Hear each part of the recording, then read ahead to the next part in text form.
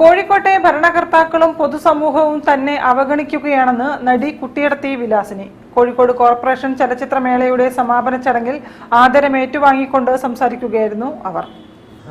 അടുത്ത തവണ മുതൽ കോക്കോ ചലച്ചിത്രമേള അന്താരാഷ്ട്ര ചലച്ചിത്രമേളയായി കൂടുതൽ ആസൂത്രണത്തോടെ നടത്തുമെന്ന് കോർപ്പറേഷൻ മേയർ ബീന ഫിലിപ്പ് പറഞ്ഞു. ഒരാഴ്ച നീണ്ടുനിന്ന കോഴിക്കോട് കോർപ്പറേഷൻ കോക്കോ ചലച്ചിത്രമേളയുടെ സമാപനം ഉദ്ഘാടനം ചെയ്ത് സംസാരിക്കുകയായിരുന്നു മേയർ.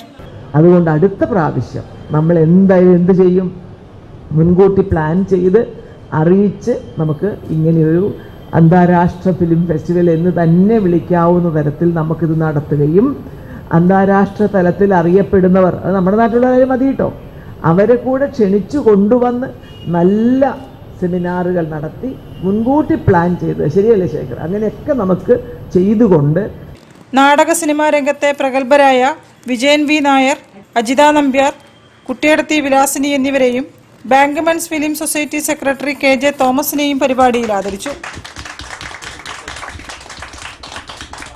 കോഴിക്കോട്ടെ ഭരണകർത്താക്കളും പൊതുസമൂഹവും തന്നെ അവഗണിക്കുകയാണെന്ന് ആദരമേറ്റുവാങ്ങിയ ശേഷം നടി കുട്ടിയടത്തി വിലാസിനി പറഞ്ഞു.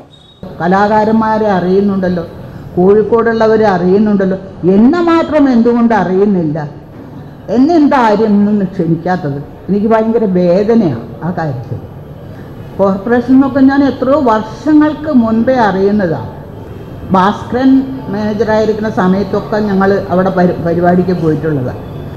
അപ്പോൾ ആ ഒരു മനസ്സിൻ്റെ വിഷമം എനിക്ക് തീർച്ചയായിട്ടും ഉണ്ട്. 2 ദിവസം മുമ്പേ കൃഷ്ണകുമാരി എന്നെ വിളിച്ചു, കോർപ്പറേഷൻ്റെ ഒരു പരിപാടിയുണ്ട്, ചേച്ചിക്ക് ഒഴിവുണ്ടോ? ഞാൻ അവിടെ വെറുതെ ഇരിക്കുക, എനിക്ക് ഒരു പരിപാടിയുമില്ല. നഗരാസൂത്രണ സ്ഥിരം സമിതി ചെയർപേഴ്സൺ K കൃഷ്ണകുമാരി അധ്യക്ഷയായിരുന്നു. വിദ്യാഭ്യാസ സ്ഥിരം സമിതി chairperson C Rekha, ward councillor SK Abubakar, information public relations വകുപ്പ് regional deputy director KT Sekhar, KT Sushaj തുടങ്ങിയവരും പങ്കെടുത്തു. News bureau, Kozhikode. തൊഴിലും വിദ്യാഭ്യാസവും തമ്മിലുള്ള വിടവ് നികത്തി അനുഭവവേദ്യമായ പഠനരീതിക്ക് പ്രാധാന്യം